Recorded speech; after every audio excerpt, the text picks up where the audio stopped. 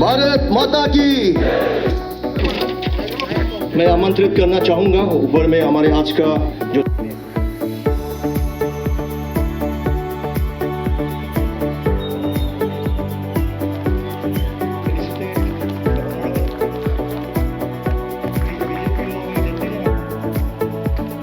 GST से अच्छा से वाकिफ भी हो गया है, लेकिन ये फर्स्ट टाइम हम लोग कोशिश कर रहे हैं। जो हमें विस्तार में बताने के लिए आए हैं दिल्ली से, विजय गुप्ता जी को तहे दिल से from eastern district BJP unit मैं शुक्रगुजार हूँ।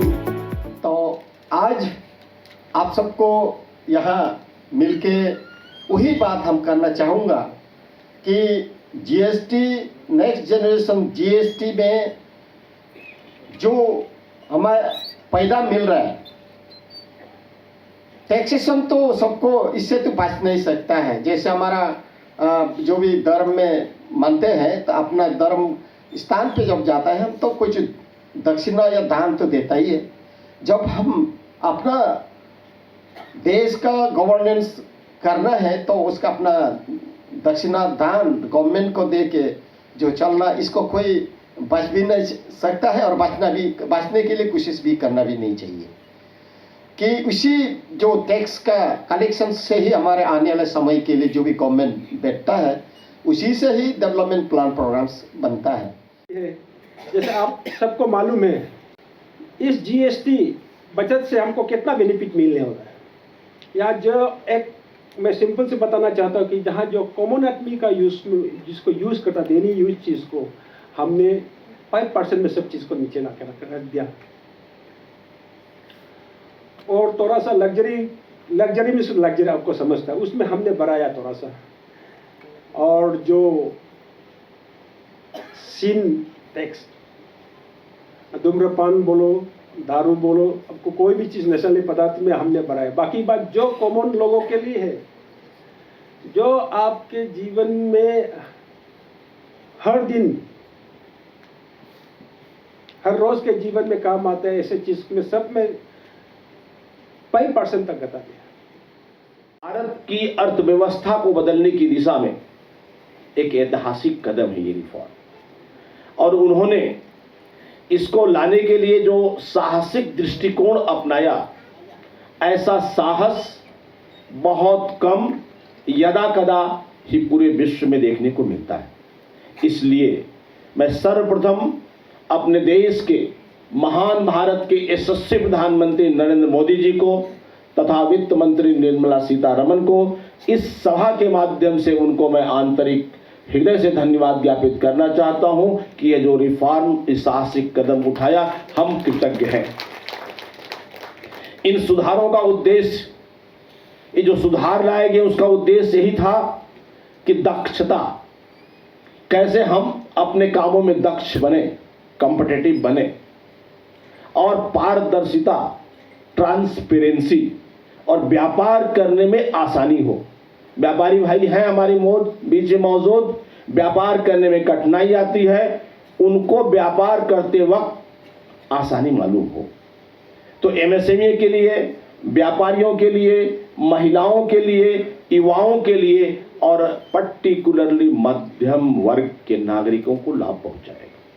क्योंकि ऐसा देखा गया, सुना गया कि मिडिल क्लास के लिए कुछ नहीं होता है, लेकिन यह सुधार मिडिल क्लास के लिए अपने आप में एक बहुत बड़ी चीज है। और दूसरे शब्दों में हम कहने जाएं तो दुनिया में कानून बनते हैं, एक्ट आता है, रूल आता है, गाइडलाइन आती है, अमेंडमेंट होता है, लेकिन यह जो अमेंडमेंट है, ये जो रिफॉर्म है, यह भारत देश के 140 करोड़ जनता को प्रभावित करती है।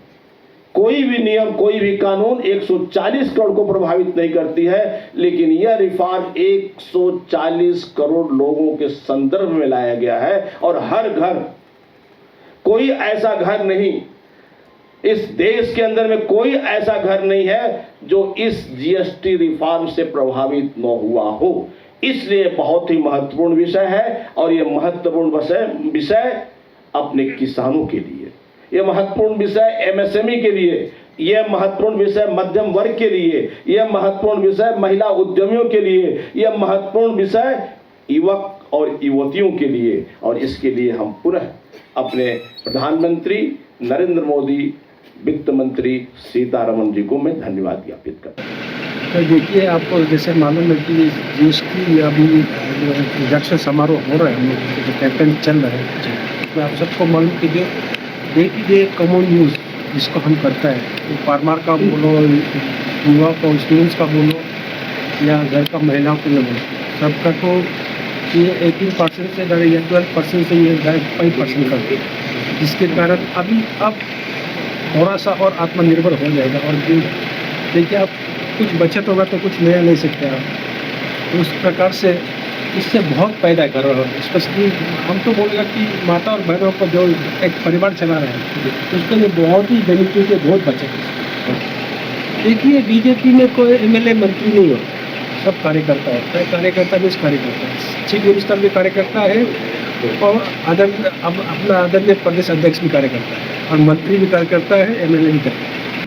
देखिए, ऐसा है कि ये जो रिफॉर्म है ये अपने आप में हिस्टोरिकल रिफॉर्म है, और नेक्स्ट जनरेशन को ध्यान में रख करके ही किया गया। 2017 में जीएसटी आई थी, 7 साल के अंदर में हमने बहुत से ऐसा काम किया है जिसकी वजह से आप जितने भी डेवलपमेंट देख रहे हैं उसमें निश्चित रूप से जीएसटी का जो है बहुत ही उसके अंदर में सीमित था।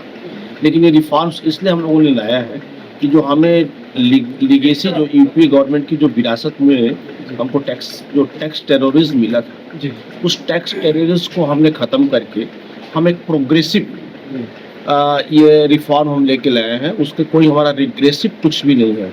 आप देख रहे हैं कि इससे 140 करोड़ व्यक्ति और हर घर इससे प्रभावित होगा।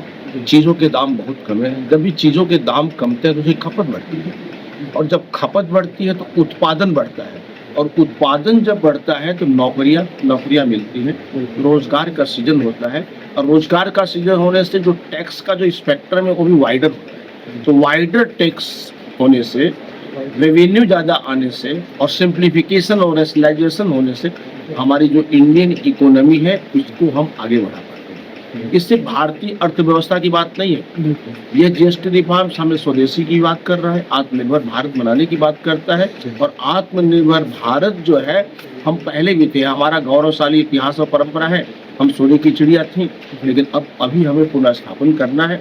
और जीएसटी रिफॉर्म से कहिए, स्वदेशी उत्पादन से कहिए, आत्मनिर्भर भारत से कहिए, हम एक ऐसे भारत का निर्माण करने जा रहे हैं जहाँ खुशहाली हो, समृद्धशाली हो, और हम विश्व के सामने भारत के शक्ति का प्रदर्शन कर सके, चाहे वो घरेलू हमारे उपयोग की सामग्री हो या रक्षा की सामग्री हो।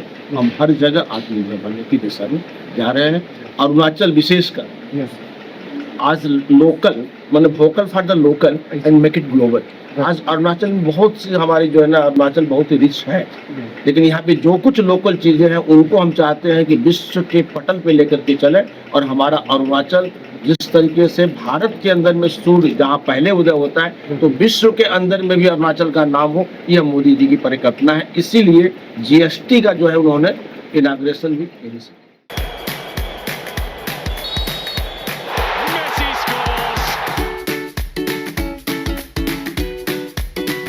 Eat Leaps, the fastest online food delivery service of Arunachal. Download the app now.